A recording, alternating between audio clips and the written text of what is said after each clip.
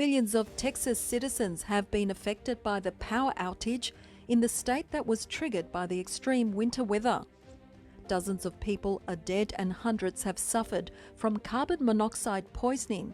Harris County Judge Lina Hidalgo, who had warned her region's 5 million people of the impending storm, was left sleeping in the county's Emergency Operations Center as her home was cut off from power for 3 nights. She wants to know why the people in her county ended up suffering. It's worth asking the question, who set up this system and who perpetrated it, knowing that the right regulation was not in place? Those questions are going to have to be asked, and I hope that changes will come. The community deserves answers, Hidalgo said to Times Union. The answer likely lies in Texas' push towards energy independence due to a desire to be free from federal regulation. Texas is the only state in the United States with an isolated power grid. This allows the state to avoid the regulations set by the federal government. However, it also greatly limits the state's ability to draw emergency power from grids belonging to other states. The Electric Reliability Council of Texas, ERCOT, which manages much of the deregulated electricity market of the state, does not follow a capacity market system, which usually offers payments for operators on standby so as to supply power whenever needed, especially during extreme weather. ERCOT's reserve power looked good on paper, but ended up not being enough during the current winter weather. The organisation estimates that it usually has 16,200 megawatts of power reserves during regular winter conditions. However, it predicted that the power reserves will decline to just 1,350 megawatts during extreme conditions, assuming generation outages of 23,500 megawatts. Unfortunately, the minimum February temperatures this year dipped to as low as 6 degrees Fahrenheit compared to the regular 42 to 48 degrees. This essentially meant that more power went offline, with the grid suffering from more than 30,000 megawatts of generation outages. The fact that ERCOT did not maintain a capacity market turned out to be a drastically weak point under such a scenario. If it did, the organisation could have sourced electricity from emergency operators and potentially avoided many blackouts. Texas' power system even reached an extremely critical point at one time that would have resulted in uncontrolled blackouts, according to ERCOT Chief Executive Bill Magnus. The current electricity crisis has brought attention to the state's deregulated energy market. Some want Texas to adopt the market structures of other states to avoid potential crisis in the future.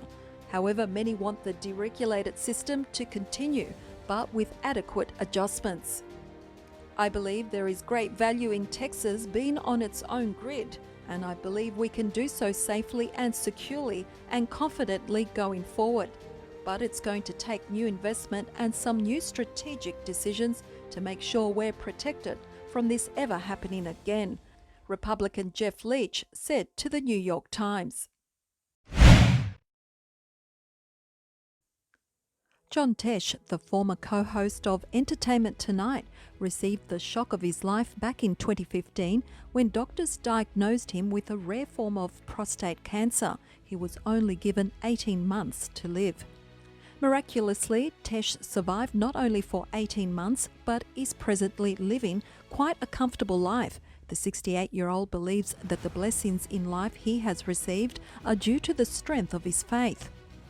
During cancer treatment, Tesh and his wife Connie Selica would read the scriptures together.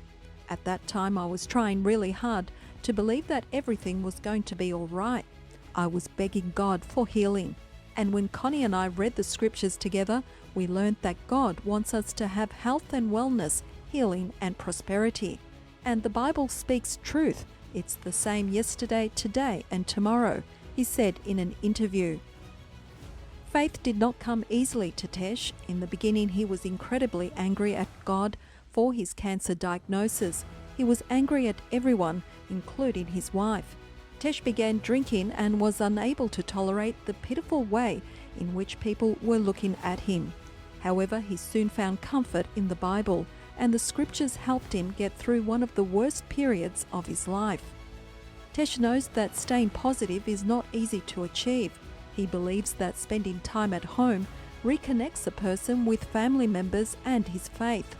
The former TV host advises people to keep in touch with their loved ones, even via simple phone call or Zoom meeting.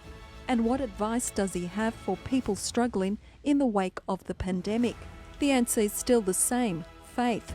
Everybody is different, and my cancer challenge may not have been as virulent as COVID-19, but the one thing I do know, and I have a lot of people in my world who have been faith-healed, is that God wants us well, he told Newsday. Tesh is currently completely clear of cancer. In February last year, he published a book titled Relentless: Unleashing a Life of Purpose, Grit and Faith. In the book, he narrates his harrowing journey in life, fighting cancer, the various ups and downs, including a time when he was homeless, and much more.